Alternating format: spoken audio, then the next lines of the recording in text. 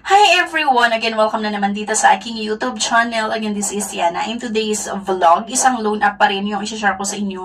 Kasi ayon nga sa loan app na ito, pambungat nila kapag i-open nyo ay pwede nga daw makahiram hanggang 50,000 pesos. At nag-over daw sila ng loan terms hanggang 3 months. At mababa din daw yung interest niya. Ayon nga dito ay registered pa nga daw sila sa Securities and Exchange Commission. Yun yung mga titignan natin. Kung maganda nga ba talaga ito na pwedeng mautangan natin kapag kailangan natin nga ng extra cash para sa mga pang-emergency na pangangailangan. Pero bago ang lahat, panoorin niyo muna ito.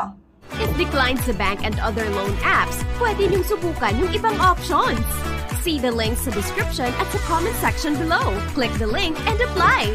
Disclaimer, try or apply at your own risk. So let's get back to the topic mga beshies. Ang pag-usapan na naman natin ay itong si Happy Pera 2 Fast GCash loan daw under ng Royal Yahoo Lending Investor Corporation. Nagawan ko na before yung loan app nila na Happy Pera, pero ito daw ay Happy Pera 2. Okay, merong 4.7 star. So kung titignan mo yung star nila na may 4.7, parang okay siya ha kung star yung pagbabasehan natin.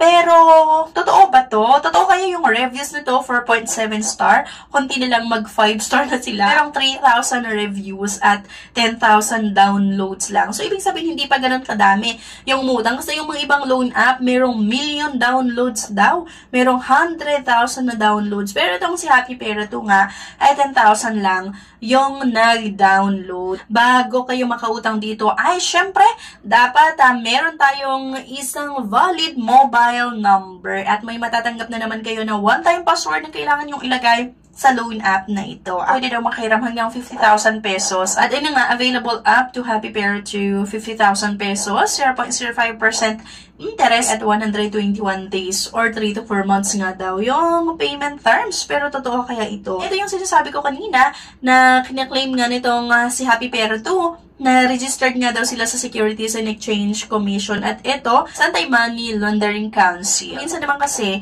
marami naman talaga yung mga loan app na registered sa SEC. Pero minsan kasi hindi sila sumusunod sa interest and processing fees. So, yan nga yung isang i-check natin. May privacy statement at meron nga daw silang gustong i-access na naman sa ating cellphone yung device information, emergency contact, yung installed app at yung SMS messages, location access and camera, yung phone, memory, storage, permission, and so on. At agad meron silang eKYC, select an ID to verify your identity. Ang tinatanggap nila na ID ay driver's license, PRC, SSS, passport, postal ID, yung UMID ID, at meron na naman tayong facial verification. Once na nag-okay na, ito, kailangan yung sagutan yung identity information nga, yung education, marital status, yung number of credit cards kung meron man, yung email at yung gender. Next dito nga ay yung work information. Siyempre yung pangalan ng company nyo, kung saan yung address ng company nyo, kung ano yung profession mo nga daw. Siyempre hindi nawawala yung emergency contact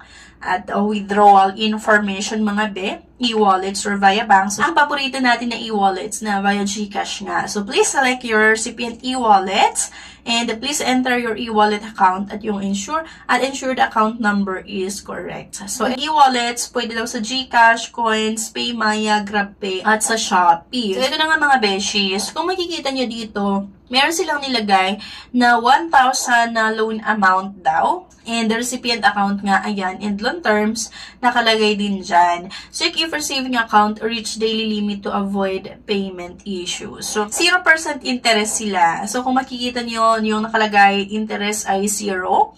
Other fee, 0. So, meron nga lang silang service fee na 380 pesos. Kaya, ang matatanggap ko lang doon sa 1,000 pesos ay 620. Kung makikita nyo mga beshies, doon sa 1,000 pesos, ang service fee ay 380 pesos. Merong 0 interest.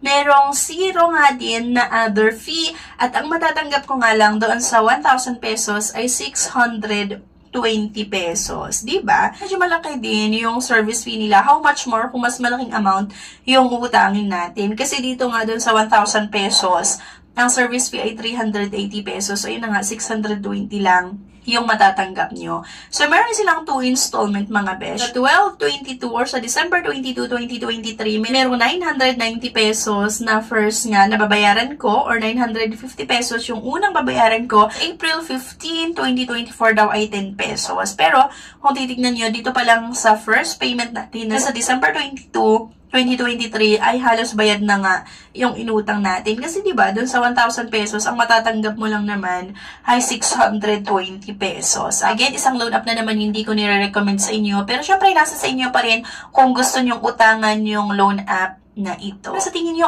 okay ba itong si Happy Pera 2 or hindi? Kung meron kayong experience, either maganda man yan or hindi, sana comment nyo sa comment section at sa description below para magkaroon ng idea yung mga iba bago nila download yung loan app na ito. So, ayan. Anyway, thank you for watching. Please don't forget to click the subscribe button. Sana like yung video na ito at sana i-share nyo na rin. Thank you guys for watching and see you on my next video. Bye-bye!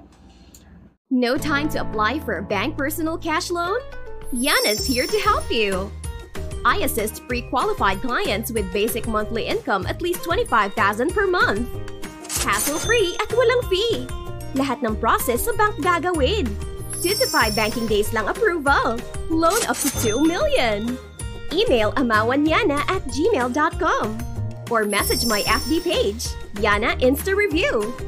Note: qualifications may vary subject to the bank's terms and policies.